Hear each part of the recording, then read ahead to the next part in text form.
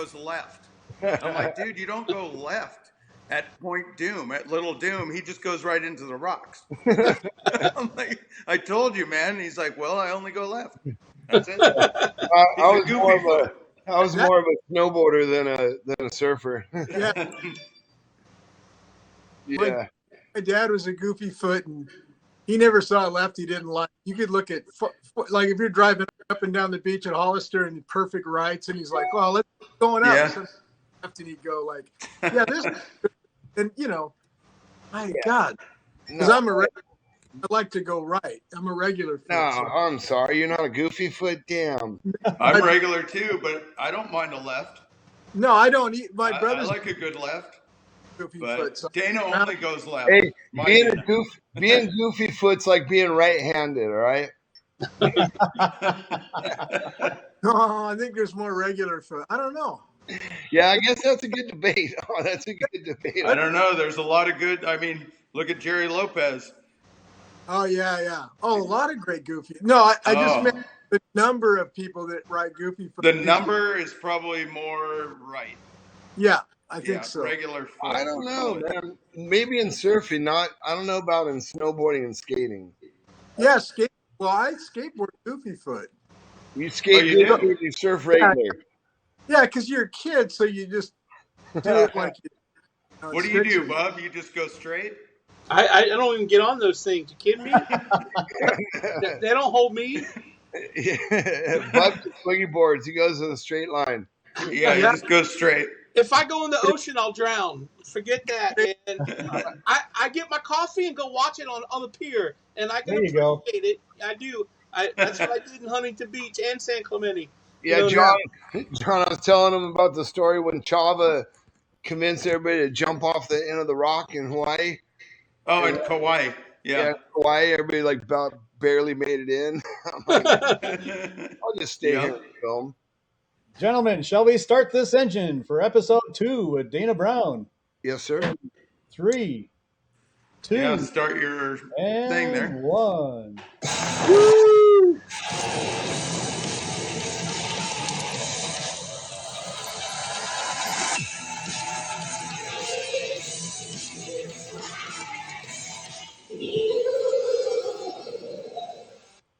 Hey, John. Right. Take it away.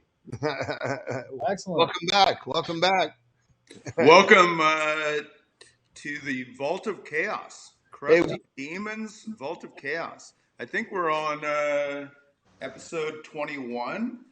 Whoa. We have myself, John Freeman. We have Dana Nicholson. And we have Bubba.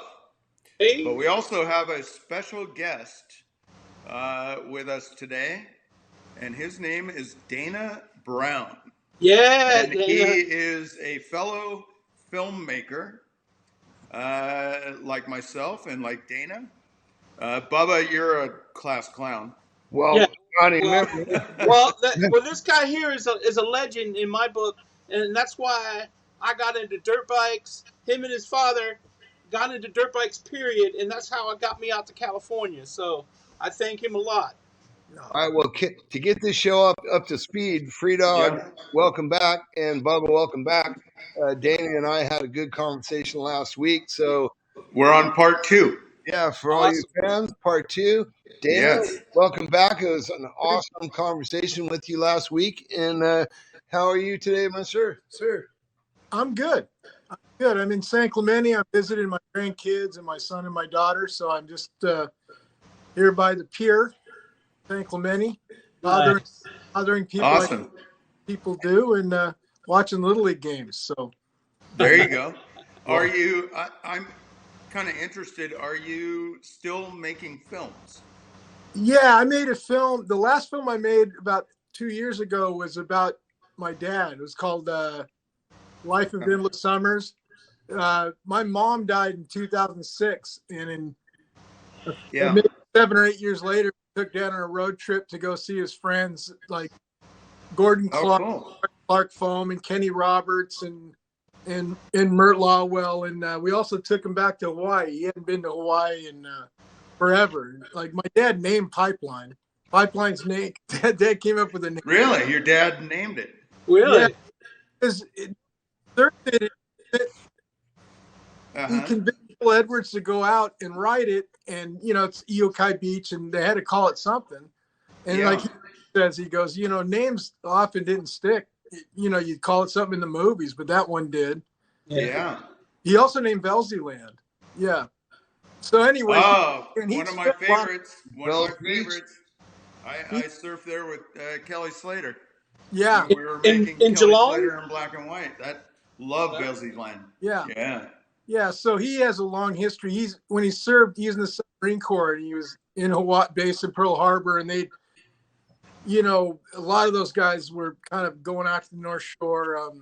Greg Knoll and all those guys, and Uh-huh. yeah, so he hadn't been back. So that's part of the movies. We took him back to Hawaii. So that was the Oh, last. that's awesome. That was the last film I did. So I got a couple things I'm kind of in pre-production on that I'm hoping to do. But Uh-huh.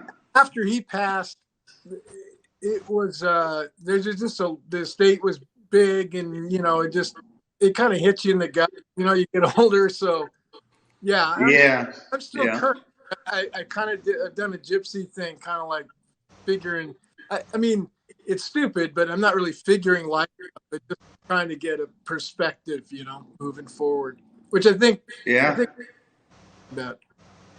Well, sounds like you're hanging out with your family, your kids, Yep. grandkids now. Yep. Me and my Dana over here, we're not that far yet into grandkids, but that's coming. The Browns are breeders. We like to breed, apparently. Okay. So there's a lot of Browns. So Yeah.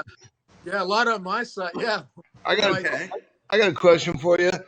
Like for myself, being so inspired, and like Bubba by On Any Sunday, your dad's work, and then like John with the surfing is kind of on a whole different level. And some of the stuff we had queued up, John, we haven't even really scratched any surface on the surfing yet. I have my notes Right. right here. Now, was your dad? Did he Or ride Dana. dirt bikes before he surfed, or did he surf before he rode dirt bikes, or the whole? What was the love, the bigger love? I don't know. It would be hard to say when he was older what the bigger love was, but he started as a surfer. Okay. He as a kid, he sailed, and he borrowed this paddleboard in like 1949, maybe. It's actually, there's a scene in Step into Liquid where he talks about riding his first wave at Seal Beach, Uh-huh. and paddle out. He grew up in Long Beach, and then he paddled out and he caught this wave, and I stood up. He said it took him weeks to figure out how to stand up. And he's old, and his mom's like, big deal. Like that's his memory of the wave. But then he was a surfer, and like I said, went to the Navy, finished, purposely joined the Navy to finish first in the subclass, because you could pick where you were stationed. You were top of the class. And he miraculously was top of the class. You could pick Pearl Harbor because you were surfing there. And this one is 16. Oh. So he was a surfer first, and then he saw. He tells the story. He saw The Great Escape, and he saw McQueen's jump in The Great Escape. Oh yeah. Yeah. Right. And Over the barbed wire fence. He Yeah, was so inspired. He was like, God damn, I got to get a motorcycle. And motorcycles then were huge, but Honda had just come out with what they called the Honda Step Through, which was like a 90cc, 100cc engine. I remember that one. Yeah. Yeah. And a bunch of those guys, Hobie and Dad, and they're all buddies, and they all bought those things. And one he's out there racing the desert stuff. Can you hear me narrating something? Sorry. Yeah, no, that's cool. I can hear you. Yeah. Okay. Yeah. Now you're breaking in a little bit on my end. Yeah, that's how he got into it. So Endless Summer was such a big hit. They're going like, what do you want to do next? And he really wanted to do something on motorcycling, because it was a similar thing that surfing had a kind of beach blanket bingo idiot reputation, and he wanted to put that straight. And then motorcycling was like the Hells Angels and just a bunch of thugs wanted to put that straight. So that was kind of the inspiration for the two. Yeah, well, he captivated that, like, experience I lived as a kid, that whole weekend warrior thing, that going, I never was a big racer, but we went to all the parks and rode all the trails and the hills and, tried to do the track here and there. And, that whole, Yeah. we had the camper, we go camping, we had the dirt bike and on the front of the camper and the whole thing, everywhere we went back in those days. Yeah, and I think that's what makes you happy, right? There's a real community, there's a real family, and it's a great juxtaposition between all the wild ass danger, crazy shit, and then at the core there's love. Oh yeah, love and all that. It's you know where tighter community. you know where Ojai, California is? Yeah. Actually, I've done. Yeah. There's a studio there. I've done a lot. We've done a lot of stuff in Ohio. So my grandfather had a ranch up there by Lake Casitas, right? Yeah. On the Absolutely. back end, like going towards Santa Barbara on that end, and he had a cattle ranch right there, and that's where I learned to ride dirt bikes. So Dana's question to you: I rode dirt bikes before I surfed. Yeah. I had a Yamaha 60, YZ60. Yeah. And we would ride around on Granddad's ranch, and we'd run across, those, wild boars or whatever, and we'd slide into those things and this and that. But kind of grew up, doing that with my grandpa. And so kind of similar to you guys growing up. I was on a ranch, had dirt bikes. Dana, my Dana, same kind of thing. Yeah, no, wait, Honda XR75. XR75. I had Honda ever since. I had the YZ60. Yeah. Yamaha. Then I had to go up, to the 125 and Dana. Exactly. Yeah. But then surfing came into my life. And surfing took over. I went to Pepperdine University in Malibu, California. Yeah. And that became my home, growing up just across the hill from there. And went to Pepperdine on a golf scholarship and got a free ride. But I thought, those guys that are surfing over there, they're getting all the chicks. They're getting all the girls.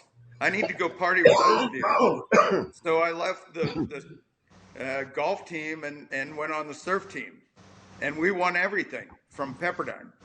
We went down to your Dana Point and all that kind of stuff. And I think we beat all you guys. Had nothing to do. There's some good surfers down here too. I know there's some really good surfers. I mean, Salt Creek and that whole area, Dana Point. Yeah. So back to the bike question. What was your first bike, Dana? We had like a Honda 50, one of those mini bikes with the folding arms. Yeah. Yeah. Like when I was maybe 8, my brother was 6, and we'd argue. Matter of fact, he still got a scar because I could get that thing in 3rd gear, and I was teasing him like, "You can't even go in 3rd gear." And there was a lot of vacant lots and dirt. It was pretty wide open. It was really wide open, Dana Point. And he goes, "I'm going to get in 3rd gear this time," and off he goes, and he hits a bump. Well, I think there's a little jump. Like, take the jump in 3rd gear, and when he landed, the handlebars went down, and he just got shit out of his face and broke the collarbone, and then came back like begging him, like survival instinct of an 8-year-old, like, "Don't tell mom and dad I dared you to go into 3rd gear." I thought I was going to get into trouble. And then the regular little bikes came out. Like we had a Yamaha Mini Enduros, both of us. I think we're like 60. It was like the first little bike. It didn't look like a mini bike. It looked like a little shrunk down motorcycle. And that's when I was making. It was about time. I think Yamaha gave me to Dad I think that's what GT80s. I had. Yeah, The GT80s. YZ60. Yeah, yeah. Yeah. It could be the same bike. Yeah, I just remember seeing that. That was the most glamorous thing ever because it didn't look like a mini bike. It looked like A real little- bike, Yeah. motocross. Yeah, I remember that. I remember those. yeah, GT80s, yeah. yeah. And Well, then I bet your dad got some play with the bike companies. I bet he got a few bikes I- through there. yeah, I think he did. I've heard people have told me that the biggest jump ever in motorcycle sales was the year after Honor Sunday came out. Oh, I bet. Absolutely, We've heard Yeah. that too.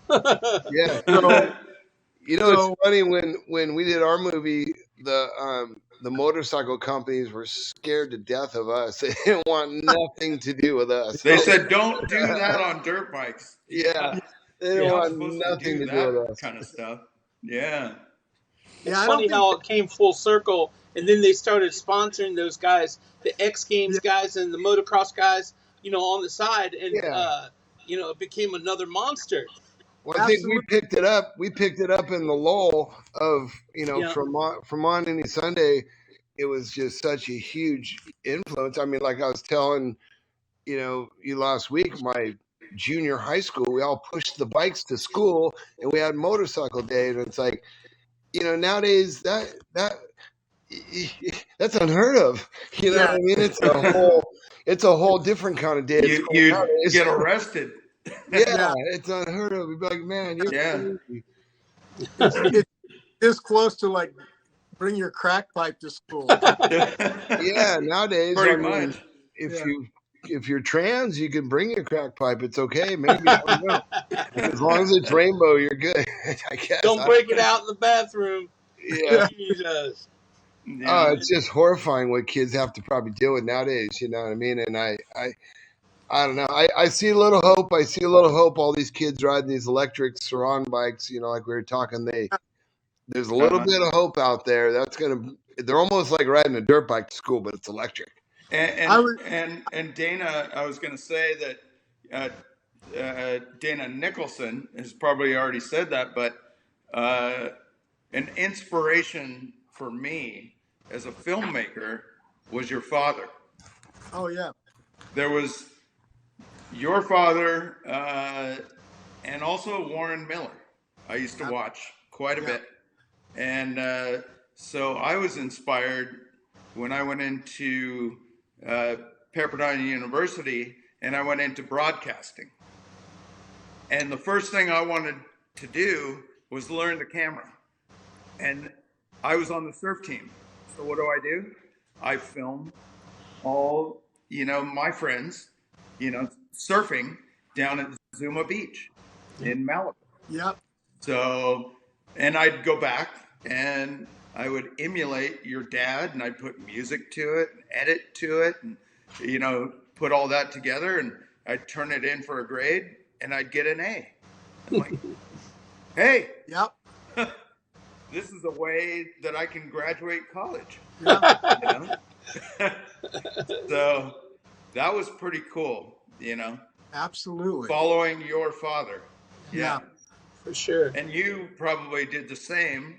You grew up probably wanting to do what your dad did.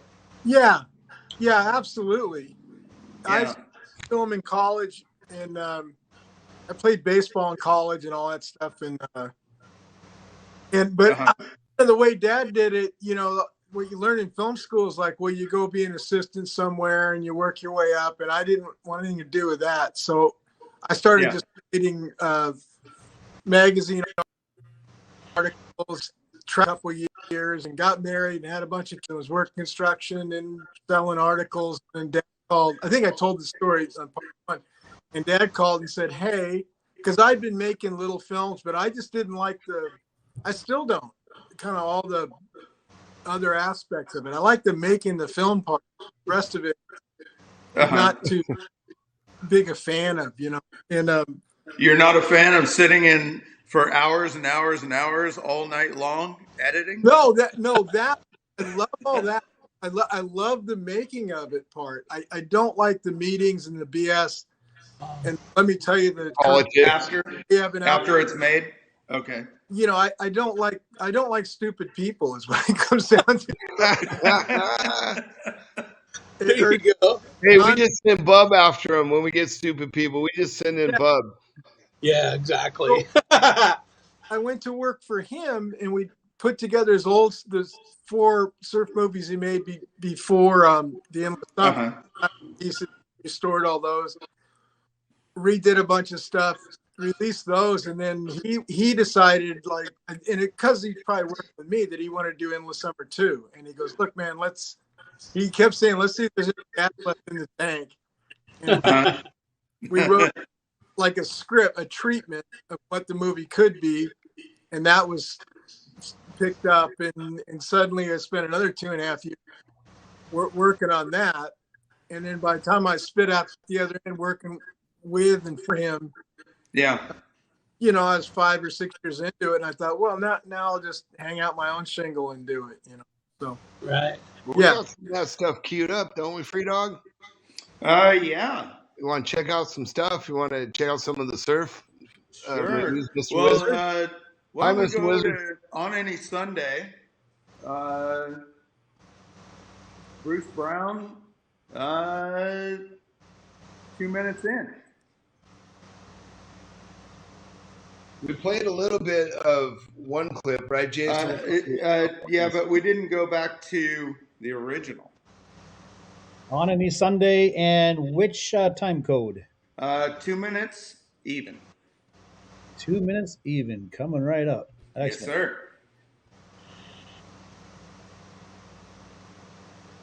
Yeah. The bicycle piece is one of my favorite. And you can bring up the level of the sound a little bit, Maestro. Time you try, your next door neighbor, who probably doesn't know himself, is giving you the hot tips. Brake, clutch, shift, throttle. Just simple I coordination. watched my neighbor do that and go right under the wall.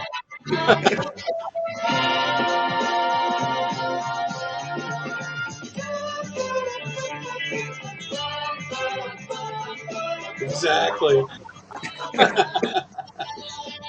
He got off easy. Your dad had some humor. Let's put it that way. Here we go.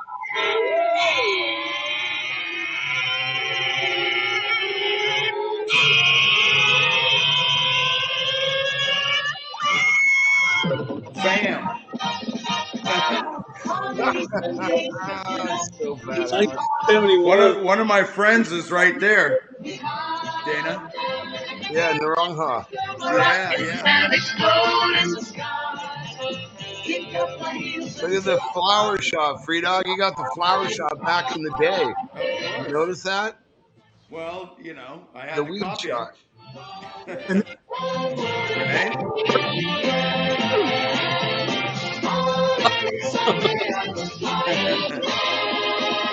Oh, the nutter. So Dana, that was like, you know, gold for myself and my Dana.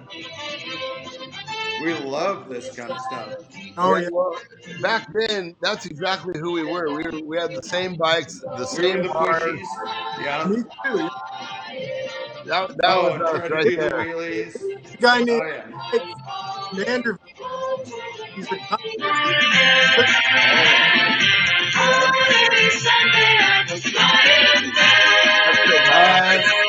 Hey, Maestro, let's go to 2731. All right. Hey, that's an awesome wheelie for even nowadays. It is. You know, I'll tell you what, it's crazy how that movie, like, I'll never forget walking out of that theater or walking into the theater, you know what I mean, to see that movie when I was a kid. And it's like, I can't remember going to see any other movie back, you know, that early. It made that much of an impact, you know? Yep. Yeah. Thanks. And it probably made us eventually want to go see Supercross. Because we wanted to see that as kids. Yeah. When it came from Europe over across, you know, the pond. And yeah. Well, Man. back then it was just it was right at the height of an era of, I think, how everybody had dirt bikes, everybody had mini bikes, even to where, like I went motorcycle day at school, and Yeah. it was all the motorcycle parks were all the rage, and that's what it was back then. It was Yeah. everybody rode. Maestro 2731. Very good. All queued up I right think here. we got a little comedy of your dad here, Dana. And here we go. He was Anyone ever had in a season. The number one plate would be decided at Sacramento, California in September.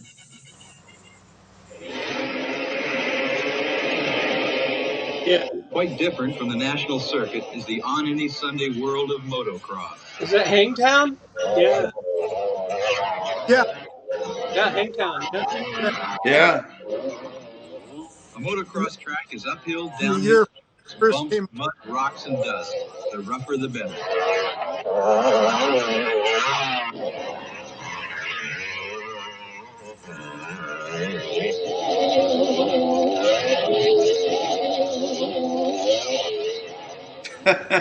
Still, I'm trying to hold on to those things, man. Eddie was on a Hodaka. Didn't you have one of those, Bub? No, I was only a few years old, but place. yeah, it was. The guy in the yellow figures he'll zap his buddy through the puddle and cover his glasses with mud and water so he can't see. I remember all this stuff. Behind. But his pal just threw away his $40 prescription lenses and passed him right back again on the corner. That was classic of your dad. Yeah. The commentary. Here's your When guy. someone start getting behind, they Bub, panic. that's your style right there. Yeah, yep. When they can no Shortcut. longer race, it's simple frustration. Oh, Getting your bike stuck in the mud is bad enough. Getting your body stuck in the mud is the worst. This was your classic dad's commentary. Yeah.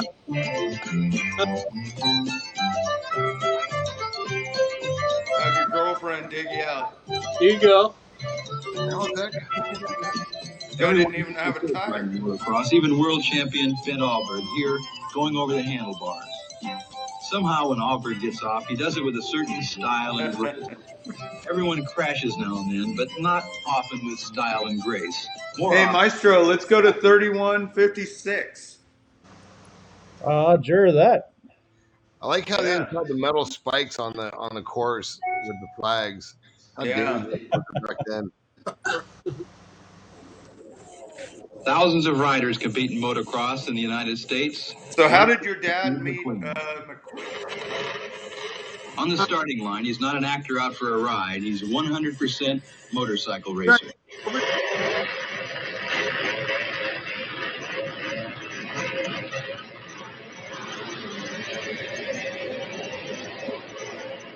Tell me No what. one with a more competitive instinct. When he gets on his race face, Maestro, we can go down a little bit down on around the him, level. but We all can he hear sees is the Dana. track.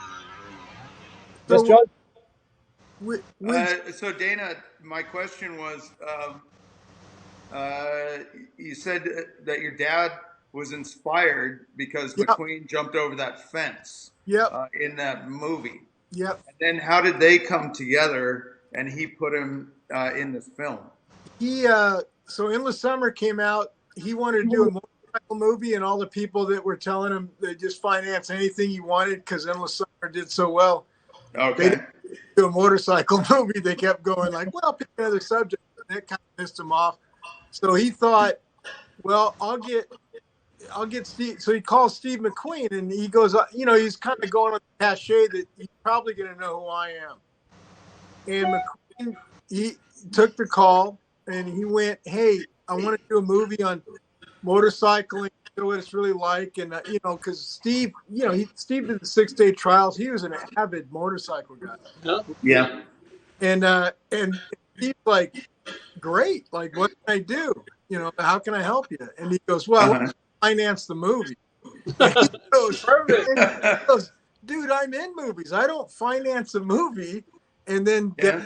he goes, well, then you can't be in my movie then, can you? It made Steve laugh, and he goes, hey, man, let me think about it. And he called him the next day, and Steve said, fine. Because Steve had a production company called Solar Productions. And he'd been making, he was one of those pioneers of figuring out to own his own work. Yeah. And Steve financed the movie. So then Dad talked him into being into it, and Steve insisted his name not be used. In you see retro things of Steve being mentioned on the posters, but if you see the original posters, it's not even mentioned.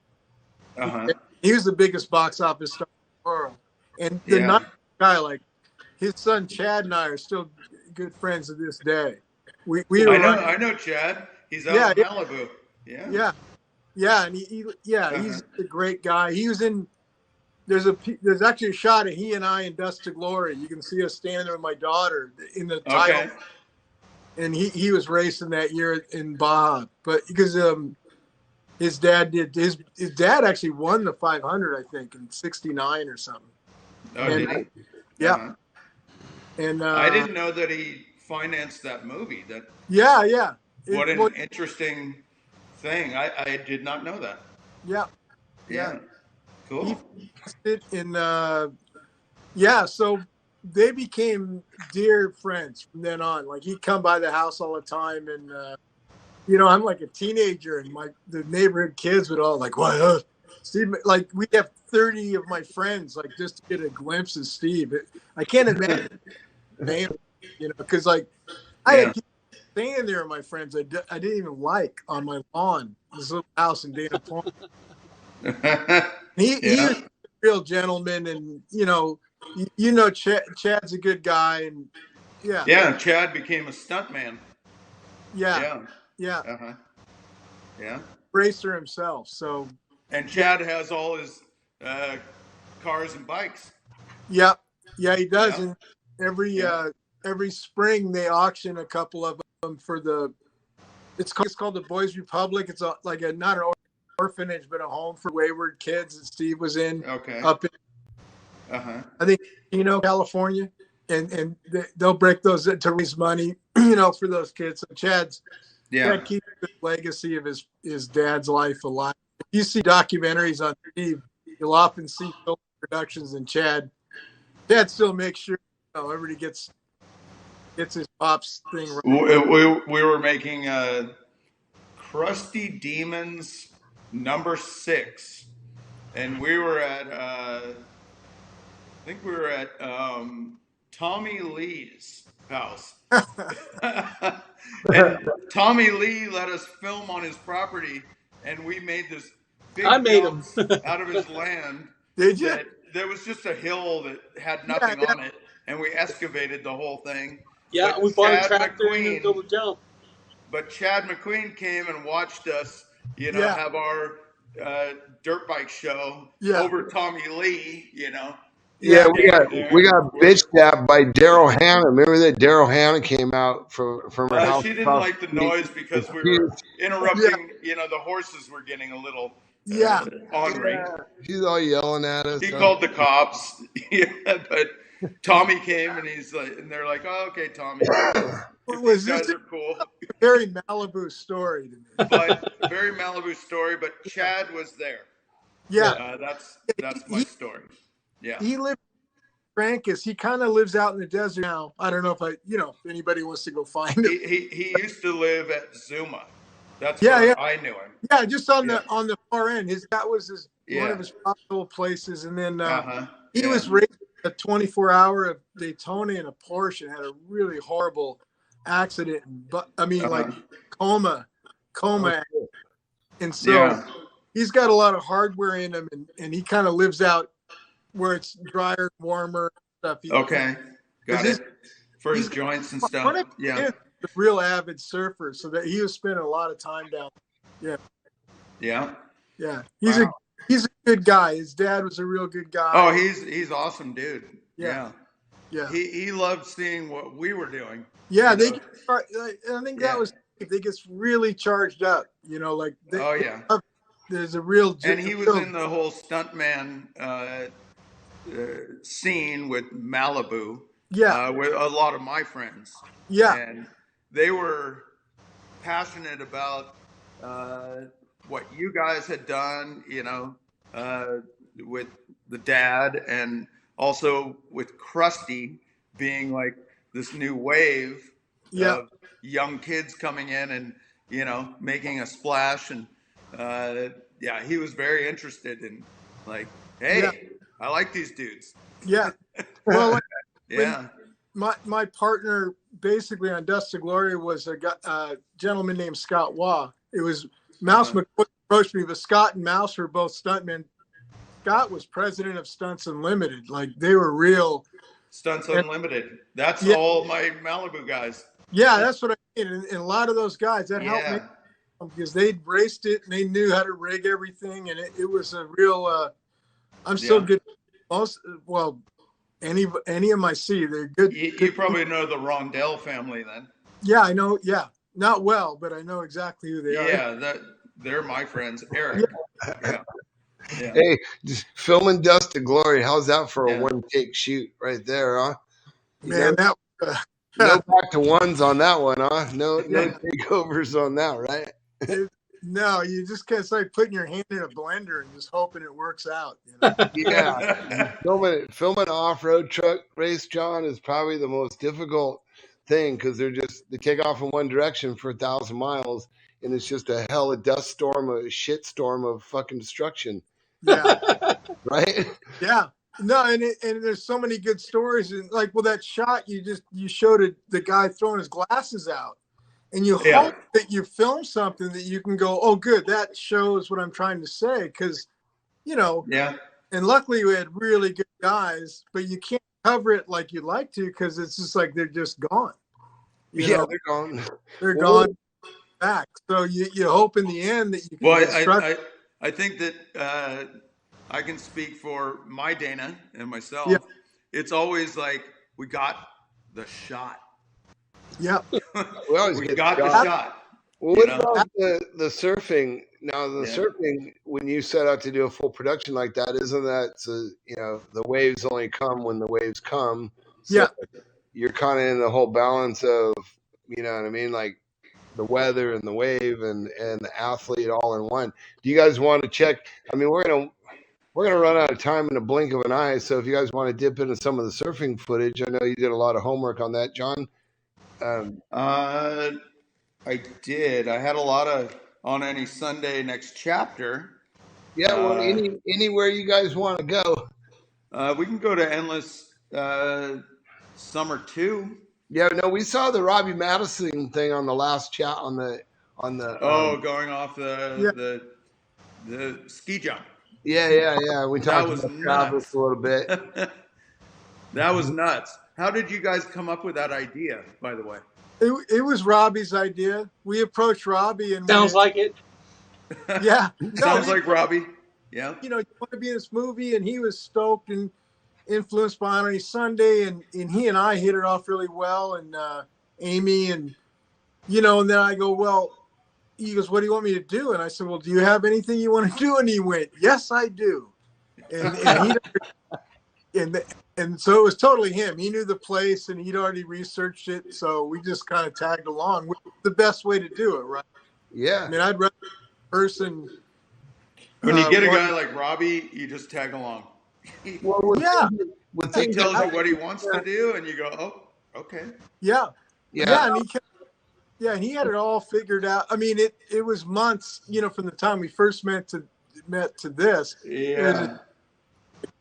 I don't know what he'd be, but probably giving Amy. There's Amy. Yeah. My question is, what was Amy feeling at that time? Oh, she, freaking Australians, right? She was okay with it. Well, yeah. I mean, they tell you they are. She gets nervous as hell. She's a good girl, man. She's a good girl. Yeah.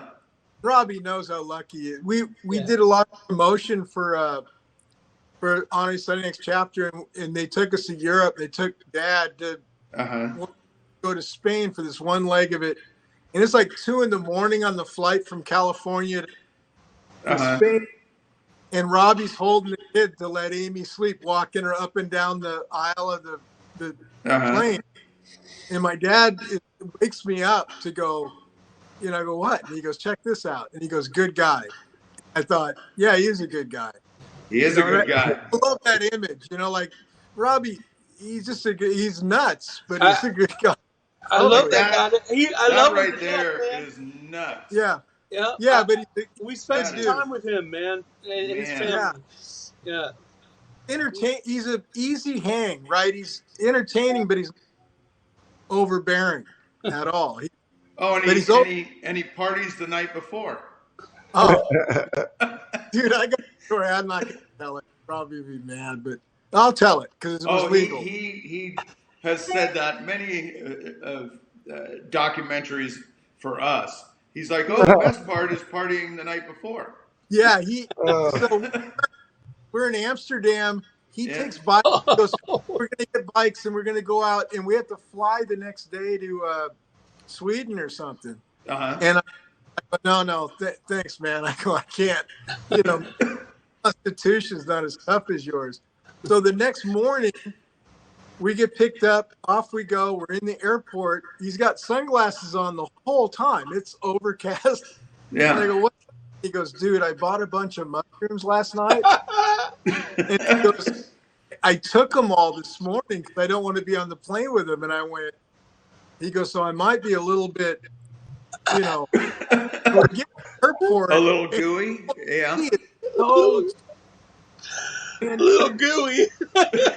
And we see some guards coming towards us. He goes, holy shit, man, those guys got guns. And I'm going, it's okay. It's legal what you did. We just want to get to the plane. And they come right at it. And I think, holy shit, maybe we're in trouble. And they recognize Robbie because he's done some junk. And they post pictures. He's like, with their guns. It was ridiculous. We get on the flight. He goes flat out asleep, just gone. He's got a hood up. He's got the hood. He looks like a Unabomber. We get off. How you do it? I love it.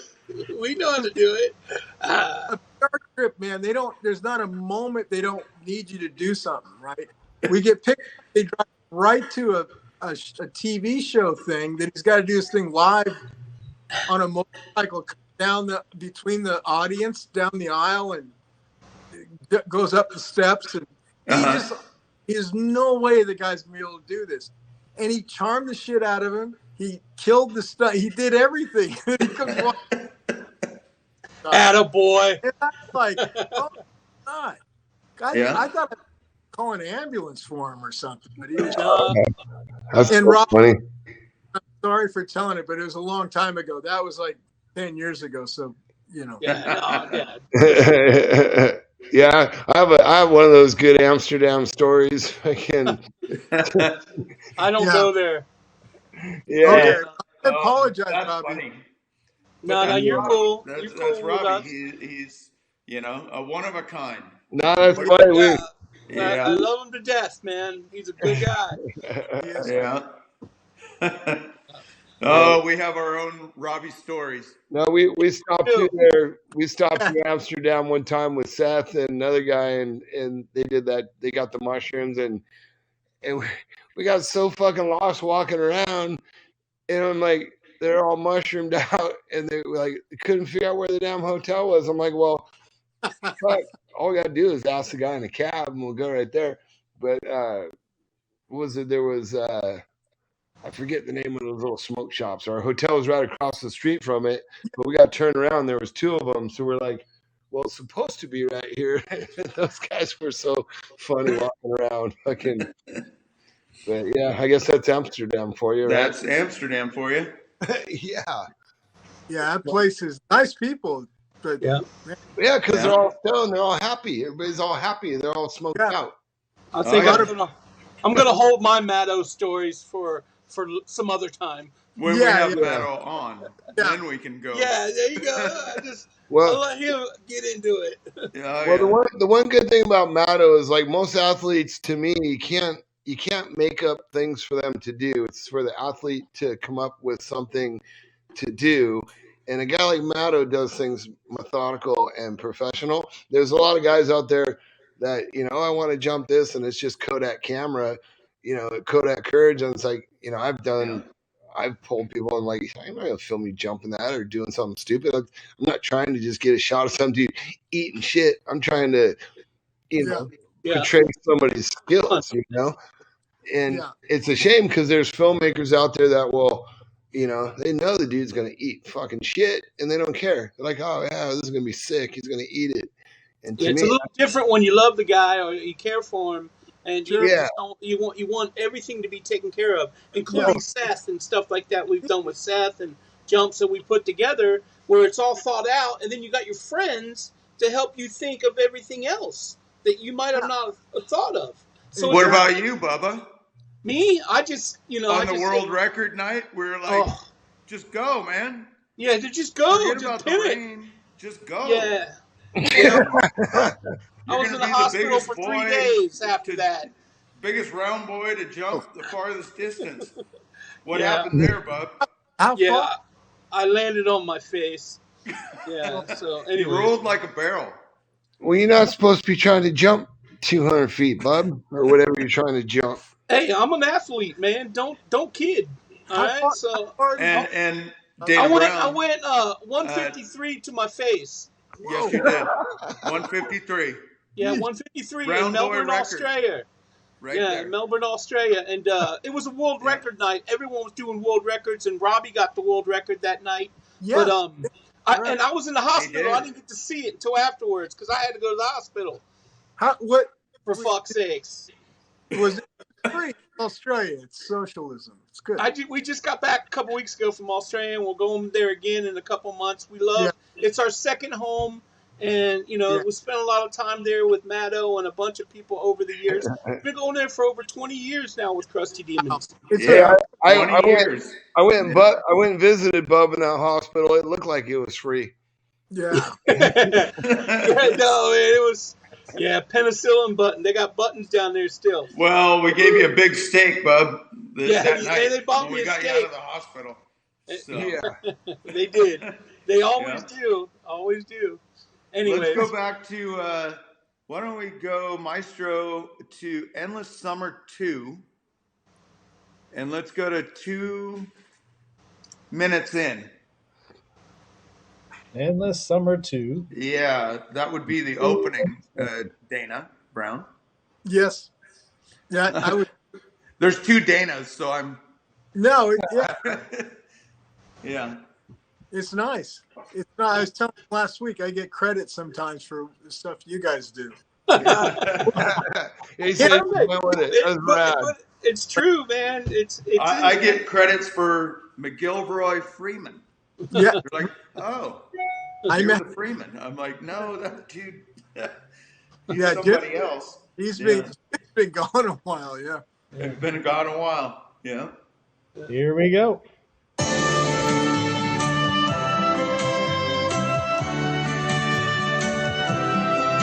So I picked this one out because you did this with your dad.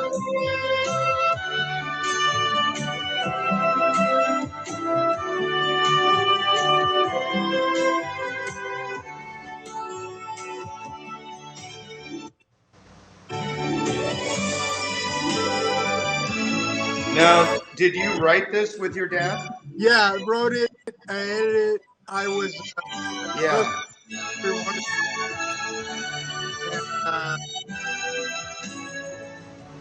Wrote it, edited. You did the editing? Yeah, I was the main. There we go. Bruce Brown, Dana Brown. Yeah. And Dad by you guys. Yeah. Dad did it all, and then it was Dad. They thought that was going to make it look like Dad didn't do it all, which I did it in his house. The edit room was in his house. In the house? In the Holy crap. Yeah. Well, so that's kind of how we did it. We did editing in a house in Malibu for all the Crusties. Yeah. Yeah. Yeah. Same. He wanted it to be, Yeah, we'd go do the shoots at South Africa there, and it was funny, those titles, man. They couldn't quite get the glow right, and And Dad kept rejecting it because back then it title company do it, and you'd have to go to LA to look at it. Yeah. It was a full deal. And then he finally, I go, that looks right. And he's like, fuck, this is bullshit. And he's getting mad at the guys. Yeah. Very This particular place right here, I marked because you guys put them with lions, and we did that in Crusty Demons 2. Yeah. We had no idea what we were doing. We got dirt bikes out, and we had a we bigger weren't supposed to do that, and you guys did this thing with lions. Yeah, we there's meat in the wetsuits, and this was a preserve. It's like 20,000 acres or something. Yeah. And that's Pat Holden. We had a little IMO camera in there that Pat would hold, and then this is us. It's me and Mike Graber shooting there. So that's Pat. Pat killed it. Like just this weird World War II camera because it was all film, so he had to thing, and then look at my Dana. Check that out. Yeah, remember our thing? Hey, so did you just do this in one take? Like let them climb on the car and then split? Yeah. Well, they came down. There was guys who were on shit, and you put meat in the wetsuits. Yeah. Did you guys have any kind of like help from the game park, or you just did it on your own? No, completely had help, but it was still a shit show. We thought it was more contained, but it was scary. Because we had no help. We just went in park, and we put bikes in an enclosed trailer, so they didn't know we had bikes, and we took the bikes out and filmed like chasing zebras and giraffes. And, like the giraffes, we drove by and they almost ran over John. They all took off running. Well, they took off with a car and left me in the middle of a giraffe. You're getting the shot. Was running through, and I'm still filming, looking through the, the eyeglass of the camera, just going, wait a minute, where's my ride? Oh shit, there's probably lions and shit. Yeah. That's so rad how you guys, now when you would go do a segment like that, did you kind of plan ahead for that to just kind of see what happened, get the shot with the lions and see what happens? Yeah, we didn't know it was like a lion park. We had them playing with like lion cubs, and we had some stuff that we thought, well, and then the guy that ran it that oddly got eaten by the lions like 5 years later. So all the stuff he told us about him being the alpha male turned out to not quite be right. But we know at the time. And he assured us like, yeah, no problem. And that little Volkswagen, and we rubbed like besides the meat, they like horse shit on it or something. And it had so many flies around it. You hear the car coming between the engine and the flies buzzing, and it just the smell of it. And here comes the lions because they thought it was feeding time. Yeah. You know, one thing, Dana, that I've learned over the years is you never get sucked into the demo because there's always that guy that wants you to go take you for a ride in the Ferrari or show off this, or here, let me show you this. And it's always like I was never a good drinker, so you always get these like people trying to, impress you, and it's like, no, I ain't doing no demos unless I'm running the show, man. No, hell no. Yeah, that's the truth. But yeah, it's funny, that scene, like that's one of those weird things about film. That scene was really gnarly shooting it. You're like, oh my God, that was crazy. And then that's why that looks sketchy. I mean, we've done some dumb shit, but that looked fucking like that. I picked that one out because we did that. Yeah. Well, we went. We drove 40 hours to Namibia to get to this place that we found on a fucking postcard that John came up with, and we got to the Skeleton Coast, and back in the day we go to our sand dunes, and you get there in the middle of the night, you climb up the dunes and check it out. Well, we hiked up to the top of this freaking dune on the Skeleton Coast and got way the hell out of camp up there in the evening. And then we realized that we were actually in Africa and there's freaking lions out where we were. Remember that, Free Dog? Oh, yeah. We're like, we're rolling down the hills because we're on acid. Well, a back to your story, No, Dana. that's not me. I tell you what, man, the Skeleton Coast, because we actually shot. There's a scene or two in Endless Summer 2 that we're on the Skeleton Coast. That is like being on acid. You don't need to be on acid. Yeah, Craziest place. Like Yeah. you don't need to be on nothing. that is really something. Like the animals, and then the ocean itself's like. I must say, our first look, like what you're saying, it's incredible.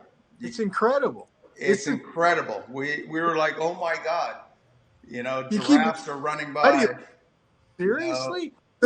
The whitewater would stick, like just the foam on top. It looked like somebody left detergent in it. It'd just be like, the guys couldn't hardly paddle through it. The whole, and then I've seen in National Geographic the elephants going down sand dunes, and it's such a weird coast because they kind of don't let you go in a big section because all the diamonds and stuff. But my Lord, you got to Yeah, watch. they don't like you going near their diamonds that wash up on the coast. That's you're probably gonna get shot.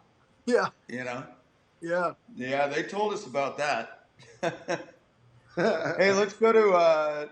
I think we're here, but maybe turn up the volume a little bit. This is you guys going to Tabarua. Yep. Dollars of prize money at stake. And Tabarua is home to hundreds of snakes those who guys. swim out of the ocean I remember for those guys. or do whatever snakes do. But I went with Kelly The Slater deadly for poison. the No known antidote. If they bite you, you're this gone one. in 5 minutes.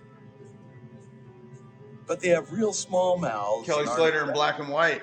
You're not supposed to worry went with about Slater. We found those snakes and this and that, and went out to Cloud Break and we surfed that. But probably one of the best things that happened was Dan Merkel went with like Jeff Booth and who you have here, and Chava Greenlee and I think Reynos and there was some other people, but I stayed there at restaurants with Kelly, and it was just on fire. And we just had me and Kelly. I went out, did some water photography, some from land, whole thing. And Kelly, in his book, says top 5 sessions I've ever had in my life. Oh, nice. Because he had restaurants all to himself, and I'm there filming, and I captured it. So he mentions my name in his book, and he's like, yeah, that's like one of my top 5s ever. Nice. Surfing. Yeah. Because it was his first time, my first time, to Tabarua. So we'd never seen it before, He's 18 years old. I'm in my 20s. And, yeah, it was amazing. So, and all this stuff, we did all this stuff with the root that you drink what is it, kava? Kava, yeah. And everybody says How long there's kind of a blessing. Take, by the way. Yeah. My Lord, you stay up all night listening to those guys. It's yeah. Oh, in this place. World champ in 1993 at age 20. Growing up in Florida, it amazes me how he got so comfortable on big waves. Yeah, he just killed that place. Kelly is not using up his bag of tricks on this day. They built this scaffolding for us. They're like permanent. Is that place? Was it that scaffolding that was there before and you rebuilt it? Yeah, well, no, I think it was the first time they built it, and then they used it since, and then it washed away. Yeah, because I went up on that scaffolding for Kelly Slater in black and white. Yeah, so that was before you guys went. Yeah. Is it? When did you do that? What year? 1990. Oh yeah, it is. Right. We got this. It was this rickety thing, and I swam with a tripod and they water thing for my camera, and yeah. Because what you can't. And I went up on that scaffolding, but it was about ready to fall apart. Yeah, no, they made it. Yeah. They made it pretty good. Now they do. I mean, it's unbelievable from Tavarua, that you can hardly tell there's waves breaking there. It's a wave. You can't see the waves from the land. No. It's like 2 miles out. Yeah. Yeah. It's a bit of a Yeah, trip. you have no idea. Yeah. You have to get and that to it. island, you can run around the thing in probably 10 minutes. Oh, without question. Yeah, it's if like you're jogging, and then you come to the snake pit, right? Yeah. We all knew where the snake pit was. So it was a dare every day. That's Don King's shot. Once it got dark, it's like, let's go to the snake pit. And everybody had like a flashlight, or two guys did. And then they turn off the flashlight. And it's like, yeah, whose board was that? Coming around. That was Pat's board. So his leash broke. The board went right by the scaffolding we're talking about. Yeah. And then it just kind of kept going. And then a little bit later, there was a boat in the channel. The boat goes, hey, where's Pat's board? And we were like, we went right. They never found that board again. Oh, really? It probably just got annihilated on the reef. The current's really heavy, It is. when the thing's going. And probably the Marshall Islands or something. But yeah, well, there's this you see in that shot. But yeah, they came by and like, hey, you were up too high. It's like, no, we figured you guys get it, Yeah. Thing gone. Did you ever do water photography yourself? Yeah, a little bit, but not with. So we shot this on 35 millimeters. So like, I never did that, but I've done those guys. Pain in the ass. I don't want to, I had a Super 8 back then with a little plexiglass thing that somebody built for me, and they said, hey, when you go out there, it's pretty big, and it's like as big as what you're showing here, but it was kind of windy, and they're like, well, watch out for the tiger shark because we've seen him going around. I'm like, jumping off the boat when they're saying that. Yeah. I'm like, oh shit, and so I'm up. My footage is like this because I'm looking for the shark, and sure enough, it goes right underneath me. And I'm like, you know what? I'm just gonna go eat shit on the reef. I don't care. I'm gonna stand on the reef. I had fins and the camera and stuff, so I got some good shots there. But I'm like, fuck, I'm not going near that tiger shark. No, those guys are like the high-speed camera, real slow. Those guys are real specialists. They're yeah. Have you ever worked with Sonny Miller? Yeah, I knew Sonny. Absolutely. Yeah. He was a good friend of ours. He worked with us quite a bit. Yeah. Yeah, he was a lovely guy. Really, really a talented filmmaker. Oh, yeah, he is a good water guy. He is gnarly. He used to come up with the craziest camera configurations back in the day. Yeah, he did. Yeah. They're like inventors as well as cameramen. They always got to figure out the better. He got into 35 mil with you guys, with us. Yeah. I was always shooting 16. Yeah. Well, the bigger the camera, the more you got to hump around, Yeah. Hey, let's go to, let's see, we've hit that. Let's go back to On Any Sunday, next chapter, and maybe we'll kind of wrap this. Are you there, Maestro? Yes, On Any Sunday, next chapter, it is. Let's go to 29:16. 29:16. Yes, sir. There we go. Let's do it.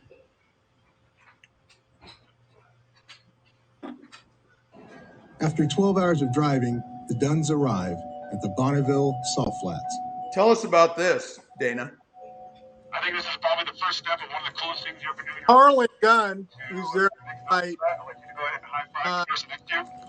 was our Smith, kind of the everyman that's very good at racing stuff, and he wanted to do the Bonneville dad. Yeah. And here's Carlin, who was the Pikes Peak record holder. He won Pikes Peak 4 or 5 times, raced the Baja. Yeah. And Carlin only died about, I don't know, 3 years ago or something, racing. Oh, he did. Yeah. He was Ducati brought him back to try to break. His record had been broken at Pikes Peak, and he was they brought him back to break it, and about 100 yards from the finish line, he hit a bump and just got off going way too fast. And so it's Carlin's. He lived in Arbor, and I lived up there, and we became. That's sad. Yeah. Great. Yeah, there he is. Great guy. Owned a motorcycle dealership, and handsome guy, could do about anything. But and there's his pop. So we just went there, and they weren't going for the overall land speed record, but that place is like unbelievably cool. Yeah, I'd never seen it in the original On Any Sunday, which was another reason we went. It was like an homage to but it's its own world. And that place is like incredible. Yeah, I remember back in the day when I was a kid, the Blue Flame used to have a picture of the Blue Flame. Remember that big rocket car back in the day? Yeah, this was Bike Week, but even they had some, they had the bikes that looked like Hellraiser bike, and unfortunately this weekend we couldn't get the bikes working, but it's still a cool little segment. I don't. Yeah. Neither one of them won. Which is classic. But between myself and Dana Nicholson, we never went out and filmed this, so it's kind of intriguing for me to look at that you guys did these kind of things. Yeah, it was. We didn't do that. Yeah. Carlin was standing, like, we were there for like a day and a half, 2 days. Yeah. Prior, and suddenly I see you standing barefoot. He's just standing there barefoot. I go, dude, because it's like 120 degrees. It's ridiculous because you're gonna have blisters on you. He goes, it's white. He goes, it doesn't pick up any heat. But man, you get your like if you're wearing shorts, your balls will get sunburned. I mean, everything. Yeah. Oh, it reflects off the white, huh? Where you put like tape underneath your sunglasses because it's like you're not used to that much, heat coming off the desert floor, from the bottom. But the actual salt itself is 60 degrees. You just stand there, but it shrivels your feet up because it's salt. Funny. The whole tradition of that and checking in and it's love. It means a lot to those people. It's quite something. Yeah. And I was pretty intrigued when I watched that part of your film. Yeah. So all those, you rent cars like we do, right? You land someplace and rent cars, and in Utah, the rental car agreement says you're not going to the salt flats. You got to lie and go, no, we're not. It's on everything. Yeah, that's pretty cool. I wanted to maybe wrap this up with Maestro. If you can go to 5000.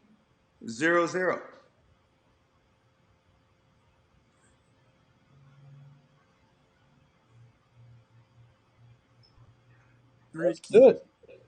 Okay. It doesn't matter if it's a dirt road, if it's a sand trail, if it's a cliff, if it's a highway, whatever it is. I picked this out, Dana, because it's the comedy of your dad. I'm sorry. Nothing else has. You're getting this incredible rush of wind and speed. It's just like a symphony of events that creates a sum that's greater than the parts. And I think this is like Lake Elsinore. Yeah, Day in the Dirt oh no, this is out in parts of this is all. In the world of motorcycling, there's one form of riding that attracts more competitors, fans, and everyday riders than all the rest. The motorcycle park, women, sons and daughters, Glen Helen, families and friends. You'll find them all across. Is it Glen Helen? Yeah. Is that station? It's out in Buellton, just a little north of Buellton. Oh, is that Buellton? Yeah. So what I wanted to show, I might not be in the exact location, but just how much families come out to these events.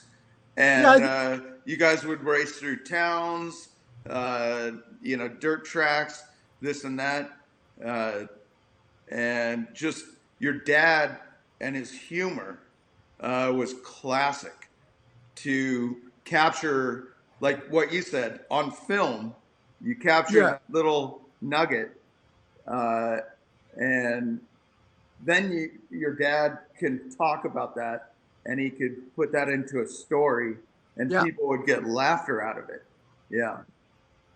Maestro, I'm not sure where you're at. Maybe play. That's Travis's wife.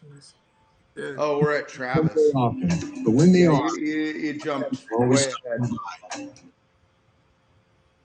You want to go back? Yeah, 5000 was like, I think it was going through. This was 5000. No, Moto families. Okay. Anyways, there was some pretty cool, funny stuff, and that's where I was kind of going with that, Dana. Yeah. But your dad was classic in his narration, his movie making, and then you, the son. I'm sure that was your inspiration to Yeah. get into filmmaking, as well as myself and Dana Nicholson, watching his movies as well as your movies. And I think we were making our movies at kind of the same time that you were making, surf movies, moto movies. We were doing kind of the same thing. I started in surfing, then snowboarding, then Crusty Demons happened. Never saw that coming. That was something that Dana kind of brought me into, and we met Bubba, and we made funny skits, because probably looking back at your dad's stuff and the funny nature of things, it's like you don't want to just, for me as a filmmaker, just go gnarly from beginning to end. Got to have some comedy in there. Got to have some human nature, and people can laugh and go, oh wow, oh, laugh, this, that, and have a wow moment. And you're probably that same kind of filmmaker. Yeah. I think that we mix up, the wow factor, the thrills and the spills, but throw in the comedy. And, Oh yeah. and music, and everything music-wise. You guys seem to nail it, with how the music kind of dictates what you shot. You're shooting something, but then you get to look back in the edit room, right, and go, hey, that music's gonna fit that particular segment that I'm gonna build. Yeah. Am I correct? Yeah, absolutely. Yeah. Yeah. Sometimes you hear a piece of music and you build a scene around the piece of music. You go, oh wait, I know. Yeah, it can go both ways. Yeah. Uh-huh. Yeah, it's loose, and that's the hard thing I was saying about having meetings. People want real explanations. You kind of shrug. You go, I don't know, because you don't know. Yeah. I think the one good thing that John and I have always had going on is we've always self-funded and never really had to answer to anybody. So we just did it all the way the fuck we wanted to do. We didn't care. But even with fun, always something that. Anyways, I like making them. I do. And well, awesome work. I love. I mean the editing style, the whole feel and the flow, and the way you guys tell the story. You know what I mean? It really takes. You could take anybody and put you in that moment. You know what I mean? That's the art of it. And no, hats off to you guys. Awesome to have you on the show again, and have you come back for a part 2. We could probably just go on forever, right, Free Dog? Yeah, probably. We tell stories forever. I'm sure you do, and you got a lot of stories for your grandkids now. They don't want to hear them. I don't blame them. But yeah, Yeah, it's funny though. They will. You don't think they do, but they will. Yeah. It's like, They appreciate it. I'm Oh, yeah. retelling that. So eventually they'll retell mine. Yeah. yeah, exactly. It's fun. It's funny how that kind of goes. I mean, that's kind of like how the podcast has kind of been cool for us, just kind of talking amongst everybody about the good times, and everybody kind of reliving the Yeah, we story. get to dig into some stories. Like Dana and I started this podcast just not knowing what the hell we're doing. And it's like, well, let's just jump in. Yeah.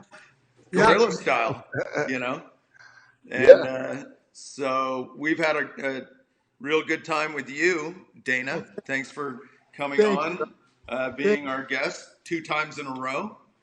Yeah. Sorry, I couldn't join the last one. My internet went down, but so be it. Well, thank you. Thank you, Dana. Thank you, Bubba. Appreciate it. Yeah, no, thank you for coming on. Bub looks hungry. Yeah. Bub looks like Bub hasn't eaten anything in an hour. Oh, man. Oh, look, we lost his voice. Go get a chili dog, Bub. Can you hear us? Get some gator bites down there in Florida. All right. Well, hey, we appreciate it. Thank you, Dana. Thank you, guys. Let's sign this one out Really? until the next time. All right, man. Thank you, guys. All right, Okay. my show. Hopefully we'll talk to you soon. I hope so. Yeah. All right, and Dana. Take care. Cheers, buddy. keep up the great work, Dana. Thank you, bro. You guys too. Absolute.